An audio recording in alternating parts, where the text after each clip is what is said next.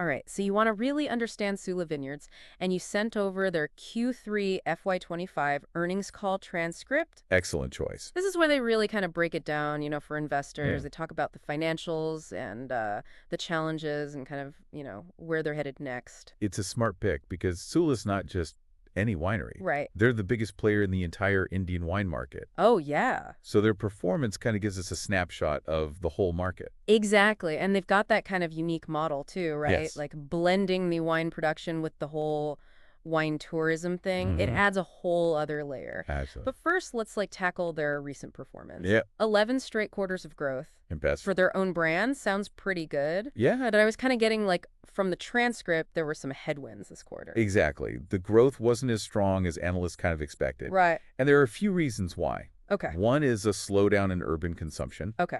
And that's crucial because cities like Mumbai and Pune account for a huge chunk of Sula's sales. So it's like trying to sell ice cream in a blizzard.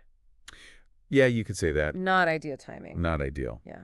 Then you've got some political factors in play as well. Okay. State elections in Maharashtra led to those dry days where you can't sell alcohol. Right. And they also had restrictions on promotions. And just for our listeners who maybe aren't familiar with these dry days, they happen in India. Yeah. They kind of coincide with events and holidays. Right. And it can really throw a wrench in things. Absolutely for beverage companies, yeah. Especially for Sula, Yeah. whose biggest market is Maharashtra. Exactly. And then on top of that, they had to hold back shipments to Telangana, Okay. their third largest market, Wow. because the state government was behind on payments. Cash flow problems. Yeah, always a headache. Always a headache. Definitely. And the transcript mentioned something about WIP's credit being capped. Yes. Can you break that down? Sure. WIP stands for the Wineries and Breweries Incentive Scheme. Okay. It's a program in Maharashtra that gives credits to these businesses Okay. to kind of encourage investment and growth. Mm-hmm. But there's a limit on how much credit each company can get. Right. And Sula hit that ceiling for their biggest production facility. So like a bonus cap. Basically, yeah. Impacts their profitability this quarter. Right. So basically it's like demand its Yeah. regulatory hurdles and financial snags. You got it, a perfect storm. A perfect storm. But it wasn't all doom and gloom. Okay. The transcript also revealed some trends that are working in Sula's favor, Okay. particularly when it comes to premiumization Uh-huh. and their expansion across India. This is where things get interesting. Yeah. Tell us about those positive takeaways. So even with the overall slowdown, Right. Sula's higher-priced wines, Yeah. what they call their elite and premium portfolio, Uh-huh. continued to grow. Interesting. This suggests that consumers are willing to pay a premium for quality, Oh, okay. even when they're being a bit more cautious with their spending. So even if people are tightening their belts a little bit, Yeah. they're still going for those special bottles. Exactly. What about expansion Yeah. beyond their traditional strongholds? That's another promising sign. Okay. They saw good revenue growth from cities Uh-huh. beyond Maharashtra and Karnataka, Okay. which indicates that wine is catching on in new parts of India. So if you're interested in the Indian wine market, Yeah. whether you're like an investor or just someone who enjoys a good glass, Right, this is a key trend to watch. Absolutely. Premiumization and wider geographic reach. for sure. Now, this leads us to another really fascinating aspect of Sula, the wine tourism business. Uh-huh. It's a significant part of their revenue It is. and like a window into how they engage directly with consumers. Absolutely. So, okay, let's uncork this wine tourism business. Right. The transcript mentions some impressive figures for Q3. Yeah, they had their best quarter ever Wow. for wine tourism revenue, Really? with December being a record-breaking month. Wow, that's great. This is driven by a few factors: higher occupancy rates at their resorts, Okay. increased average room rates, Uh-huh. and people spending more once they're there. What's contributing to this surge in wine tourism? Well, for one, the wedding season was in full swing. Oh, right. And they even implemented this clever strategy Yeah. where wedding organizers have to buy a certain amount of wine Oh, wow. as part of their package. Oh, that's smart. So it guarantees sales, Uh-huh. and it adds this unique touch to the whole celebration. A beautiful vineyard setting flowing wine. Right. Sounds like a dream wedding. It does. And they're not just relying on weddings, right? No, they're focusing on creating a well-rounded experience Yeah. for all their guests. Right.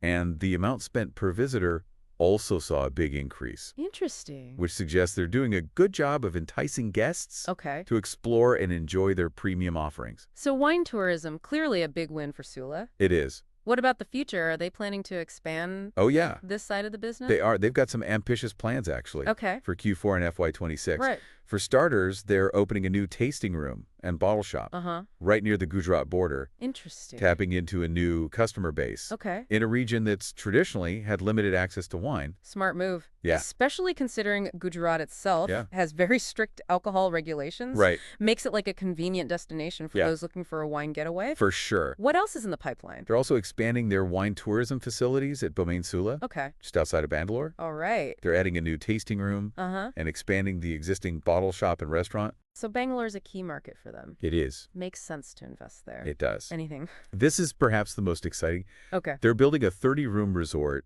near their York winery in Dachik. Wow. This will boost their room capacity by a significant margin. Okay. And for the first time, provide them with dedicated convention facilities, Nice. the corporate retreats, Wow. large events, a whole new revenue stream. So they're not just expanding, they're diversifying. Yeah. They're crafting like a full-fledged Yes. wine tourism ecosystem They are. with something for everyone. Exactly. It's really impressive to see their vision and ambition. It is. They're making a clear bet on wine tourism. Yep. And it seems to be paying off. It does. They're offering more than just wine. They're crafting unique experiences and destinations, attracting like a new generation of wine enthusiasts and positioning themselves as a lifestyle brand. Absolutely. Now, let's shift gears a little bit Okay. and talk about Sula's impressive 5th consecutive excellent harvest. Yeah, 5 in a row. Achieving this consistency, Uh-huh. especially with the challenges of climate change, Yeah. is no small feat. You're right. In a global wine market Yeah. that's facing increasing volatility due to climate change, Sula's ability to consistently deliver high-quality harvests is a testament to their meticulous vineyard management Oh, yeah. and grape sourcing strategy. It's impressive. They've invested heavily in mitigating those climate risks, building a robust and resilient system that sets them apart from many producers struggling with those unpredictable yields. It's a great example of how sustainability and smart business practices can go hand in hand. They go together. They're not just producing great wine. They're building a future-proof business. Exactly. Speaking of smart moves, let's talk about SulaFest. All right. Their music festival just made a comeback. Yes, still 5-year break. Big return. And judging from the transcript, it sounds like they made some interesting changes this time around. They did. They shook things up a bit. Okay, what were some of the key changes? They decided to focus on indie artists this year. Oh, cool. Showcasing local talent. Yeah. And tapping into those evolving consumer preferences. Right. And in a bold move, they opted to serve only wine and beer. Oh, wow. No spirits at all. Interesting. What was the rationale behind that? It seems to be a statement about their commitment to wine and its potential to really captivate the Indian market. Okay. And the response from the attendees was overwhelmingly positive. Oh, wow. So it looks like the gamble paid off. Great. Another notable observation was the immense popularity of Sula's new canned wines at the festival. Oh, yes, they're canned wines. Yeah. That's a really interesting development. It is. It seems like they're trying to capture a new demographic. Yeah. Perhaps like a younger audience or those looking for a more convenient, casual way to enjoy wine. Exactly. Then let's not forget the media buzz surrounding SulaFest. That's the press. The event generated a lot of positive coverage. It did? Further boosting their brand reach and solidifying their image as a trendsetter in the Indian beverage market. Absolutely. It's clear that SulaFest is more than just a music festival. Yeah. It's a savvy marketing play. It is. And a powerful statement about their brand identity. Yeah, you could say that. It really makes you wonder what other innovative ways will they find to connect with consumers in the future. The question is, what's next? We'll delve further into some of the more nuanced details from the earnings call transcript after a break. Sounds good. Stay with us. One detail that really stood out to me was their decision to streamline the supply chain for their direct-to-consumer wines. Oh, okay. They've started sourcing these wines through a distributor. Okay. Even for their own retail shops. Oh, that seems kind of counterintuitive. Yeah. Wouldn't it be more profitable to just sell directly to their own shops? On the surface, yes. Right. But by using a distributor, even with a small handling fee, they're actually able to improve their stock management. Okay. And ensure a smoother flow of wine to all their wine tourism outlets. So it's about efficiency and making sure that their guests always have access to the wines they want. Right. It's a trade-off that prioritizes a positive customer experience. Precisely. And this move kind of highlights a key theme that emerged from this earnings call. Okay. Sula's laser focus on operational excellence. Oh, interesting. From vineyard management to supply chain logistics to the overall customer experience. They're making sure all the gears are meshing smoothly so the machine runs without a hitch. Exactly. And that operational efficiency allows them to be more innovative and take risks. Okay. Like expanding into new markets. Right. Developing unique offerings that differentiate them from the competition. Yeah, it's a solid foundation for sustainable growth. Absolutely. Now, the transcript also mentioned the appointment of a new COO. Yes. Gorak Gaikwad. This is significant. Okay. He's been with Sula for 16 years. Wow. Most recently as their chief winemaker. Okay. This internal promotion really demonstrates a commitment to developing talent from within. Right. And it ensures that continuity in leadership. It's a vote of confidence in someone who deeply understands their operations and the company's vision. Absolutely. And his expertise will be invaluable as Sula continues to grow and evolve. Speaking of evolution, yes, they also discussed plans to significantly increase their reliance on solar energy. That's right. They're aiming for a 70% contribution by the end of FY25. That's impressive. That's huge. It is. It goes beyond just talking about sustainability. Yeah. They're taking concrete steps to minimize their environmental impact. It shows that sustainability is deeply embedded in their business model. Yeah. And this resonates strongly with consumers today. Yeah. Especially younger generations who prioritize environmental responsibility. It's becoming more and more important, I think, for businesses to really demonstrate their commitment to sustainability, not just through words, but through action. Absolutely. And for a company like Sula, so intertwined with the land and nature, this commitment feels particularly genuine and important. Now, while Sula is the dominant player in the Indian wine market, they're not alone. That's right. The transcript also mentioned some of their competitors. Yeah, one name that came up was Fratelli Wines. Okay. Known for their quality. And a strong presence in the what they call Horeca segment. What is Horeca? It refers to hotels, restaurants, and cafes. Okay. Another key player is Grover Zampa Vineyards. All right. With a long history in India and a broad portfolio of wines. So it's a diverse landscape with different players focusing on different segments. How does Sula approach this competition and what sets them apart? I think their unique blend of wine production and wine tourism is a key differentiator. Right. Combined with their focus on premiumization and consumer engagement. Right. They've crafted this multi-pronged approach that gives them a real competitive edge. It's like they're trying a different game altogether. Exactly. And it's a game that seems to be working, judging by their continued growth and market dominance. Yeah. However, the transcript did reveal some concerns about competition, particularly in that Horeca sector. Right. There was a discussion about discounting practices in that segment. And Sula's CEO, Rajiv Samant, it's very clear that they're not interested in engaging in price wars.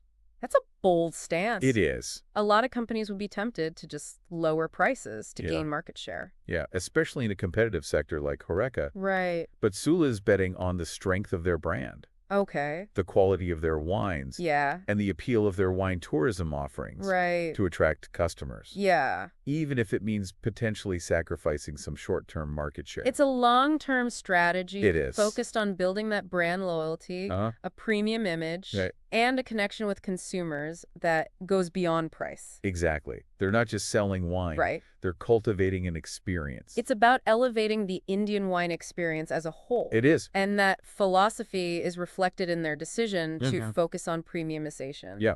Even during a slight economic downturn. Right. What are the potential long-term consequences of this? It's a gamble. Okay. For sure. Yeah. If the economic slowdown continues or worsens, consumers might become even more price sensitive, making it harder for Sulas to maintain that growth trajectory. Yeah. However, if their bet on premiumization pays off, it could really cement their position as the leading provider of high-quality wines in India. So a calculated risk with the potential for significant rewards. Exactly. And it ties back to our earlier discussion about the evolving Indian consumer as disposable incomes rise and a new generation of wine drinkers emerges. There's a growing appetite for premium sophisticated experiences. And Sula is positioning themselves to capitalize on that trend. Right. They're not just riding the wave. They're shaping it. They are. Now, the transcript also touched on some of the challenges Sula faces in terms of government regulations and the complex Indian alcohol market. Right. Navigating those regulations can be tricky. It can be, yeah. I imagine. The dry days we mentioned earlier, the delays in payments from state governments, the varying rules and regulations across different states. These are all real hurdles for any alcoholic beverage company operating in India. It requires agility. It does. And adaptability. It certainly does. And it underscores the need for strong relationships with government officials. Right. And a deep understanding of those local market dynamics. So regulatory expertise is just as crucial as viticulture expertise. I would say so. Now, what about the role of government support for the wine industry in India? Is there enough being done to really foster growth in this sector? That's a complex question with no easy answers. There are some ongoing debates about the level of government intervention needed. Some argue for more streamlined regulations, incentives for investment, and initiatives to promote Indian wines globally. So a push for more active support. Yes. Others believe the market should be allowed to develop more organically, with minimal government involvement. So it's a balancing act. It is. Too much intervention could stifle innovation. Right. But too little might leave the industry struggling to reach its full potential. Exactly. And it's not just about government policies. Consumer education also plays a crucial role in growing that Indian wine market. How do you go about educating a population that hasn't traditionally been a big wine-drinking culture? Events like Sula Fest are a great example. They introduce wine in a fun, accessible way, removing some of that intimidation factor. Yeah, for sure. Sula also conducts wine tastings and workshops at their vineyards and in cities, demystifying the world of wine, making it more approachable for a wider audience. Breaking down those barriers, showcasing the diversity and richness of Indian wines. Highlighting those different grape varieties, the unique terroir, the stories behind the bottles. All of these elements can help build appreciation and excitement for Indian wines. And this is where Sula's focus on crafting that complete experience, a lifestyle brand, really shines. Absolutely. They're not just selling a product. They're inviting consumers to join them on a journey of discovery. It is a journey. It is. Now, the transcript also touched upon an intriguing point about their route-to-market strategy for certain product lines. Let's delve into those specifics. Well, see what insights we can kind of glean about their strategic thinking. So they've adopted a rather unconventional approach for their reserve and elite wines, choosing to distribute them through a third-party platform. Interesting, and a bit unexpected. It is, yeah. What's the thinking behind that strategy? It seems to be a deliberate move to position those high-end wines as truly exclusive and aspirational by making them available through a select platform. They kind of create that sense of scarcity and desirability. So it's about cultivating an aura of prestige and exclusivity around these particular wines. It's a way to elevate their brand image and appeal to a discerning clientele who value rarity and refinement. That's a clever tactic. It is. Now, stepping back from the specifics of the earnings call, Sula's success kind of tells a larger story about the Indian economy. What are your thoughts on that? Sula's journey, I think, is a fascinating reflection of India's economic transformation. Their rise kind of mirrors the growth of a most sophisticated, discerning consumer base in India. A segment that's increasingly embracing those global trends and seeking out those premium experiences. It's like they're both riding the wave of economic growth. Yes. And contributing to it. Creating jobs, generating revenue, showcasing India's potential on a global stage. Absolutely. And their success, I think, also highlights the growing importance of what they call the experience economy. It's not just about the product anymore. It's about the story, the emotions, the connections that a brand creates. And Sula has certainly mastered that. They have. Whether it's through their wine tourism offerings, their music festivals, their focus on sustainability, they've crafted a world around their wines. They have. And it's a world that people want to be a part of. It is. It's a valuable lesson for any business in today's competitive landscape, crafting a compelling experience, a narrative that resonates with consumers on an emotional level, is essential. It's about creating a feeling, a connection to something larger than the product itself. Sula demonstrates that Indian companies can compete on a global stage. Not just on twice, but on quality, innovation, and brand storytelling. It's inspiring. It paints a hopeful picture. It does. For the future of Indian businesses and their ability to make their mark globally. It underscores the importance of supporting those homegrown brands, investing in their growth, and celebrating their achievements. So as we wrap up this deep dive, let's raise a toast to Sula Vineyards. To Sula. The company that's not just producing exceptional wines, but also paving the way for a new generation of Indian businesses to thrive on the world stage. Absolutely. Cheers to that. And to the continued evolution of the Indian wine industry. It's a story that's only just beginning. What are your final thoughts for our listener as they kind of consider their next glass of Indian wine? What insights will they carry with them? I hope they'll appreciate the vision, the risk-taking stuff, and the dedication that goes into creating something truly unique. Sula's success is a testament to the belief that Indian companies can not only compete, but also lead. In the global market. Beautifully said. And for me, it's a reminder that business can be a force for good. Absolutely. Sustainability and profitability can go hand in hand. And a great glass of wine can be so much more than just a drink. It can be a symbol of ambition, innovation, and the boundless potential, the human spirit. Cheers to that. And to our listener, keep exploring, keep learning, and keep diving deep into the fascinating world around you. Absolutely. We'll be back soon with another deep dive, another set of sources, another journey of discovery. Until then, stay curious.